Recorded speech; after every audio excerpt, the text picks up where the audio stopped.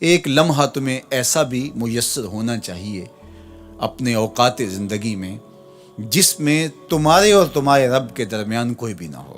وَتَبَتَّلْ إِلَيْهِ تَبْتِيلًا، سب سے کٹ کے الگ تھلگ ہو کے بالکل یکسوئی کے ساتھ تم اپنی زندگی کے وہ لمحے اپنے رب کے ساتھ جوڑ دو۔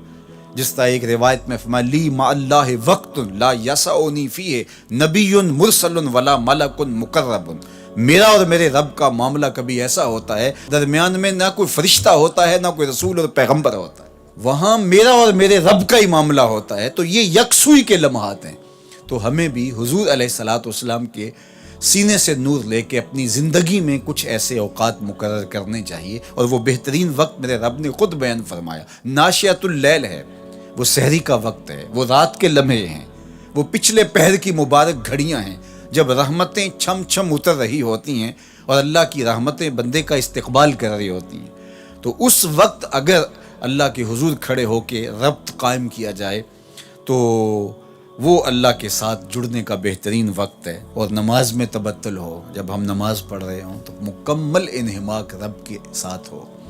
سیدنا علی المرتضیٰ رضی اللہ تعالیٰ عنہ کے بدن میں تیر لگا ہے اور وہ نماز میں مصروف ہیں اور تیر نکال لیا جاتا ہے، جب سلام پھرتا ہے تو پھر آپ کو پتہ چلتا ہے کہ یہ تو جو ہے وہ تیر تھا جو نکال لیا گیا۔ تو یہ انہماک ہے، رب کے ساتھ انہماک۔ اور وہ فرمایا گیا حدیث جبریل میں کہ اپنے رب کی اس طرح عبادت کرو کہ گویا تم اسے دیکھ رہے ہو، اور اگر یہ کیفیت پیدا نہیں ہوتی تو کم از کم یہ کیفیت تو ہو کہ وہ تمہیں دیکھ رہا ہے۔ فَاتَّخِذْهُ وَكِيلًا، اور اسی کو کارساز بناؤ، اسی پر توکل، اسی پر بھروسہ، اپنے امور اسی کے سپرد کرو۔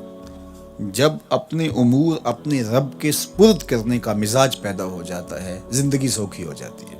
تدبیر کریں، اس کے لیے حکمت عملی ضرور آپ وضع کریں، لیکن کچھ کام کر کے اللہ پہ چھوڑ دیں۔ اگر توکل بھی یہی ہے کہ آپ گھٹنا بھی باندھیں اور سپرد اللہ کے کر دیں، اسی کی طرف سے کام ہوتے ہیں اور وہی کارساز حقیقی ہے۔ تو فرمایا کہ فَاتَّخِذْهُ وَكِيلًا، اسی کو کارساز بنا لیجئے اور اسی پر اپنے کاموں کو چھوڑ دیجئے۔ جو کشتیاں اس کے نام پر ڈال دی گئیں وہ ڈوبتی نہیں ہیں، وہ منزل تک، ساحل تک پہنچتی ہیں۔ تو ہمارا تو اتنا ہی کام ہے کہ کشتی ڈال دی، لیکن اس کو پار لگانا تو اسی کا کام ہے۔ تو اسی لیے ہم سواری پر بیٹھتے ہوئے کہتے ہیں کہ مالک اس کو مسخر تو نے ہی کیا ہے ہمارے لیے، ہمارے میں طاقت تو نہیں تھی کہ اس کو مسخر کر سکتے۔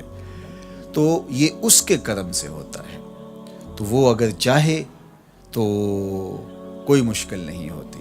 تو اس لیے اپنے کاموں کا کارساز اسی کو بنایا جائے۔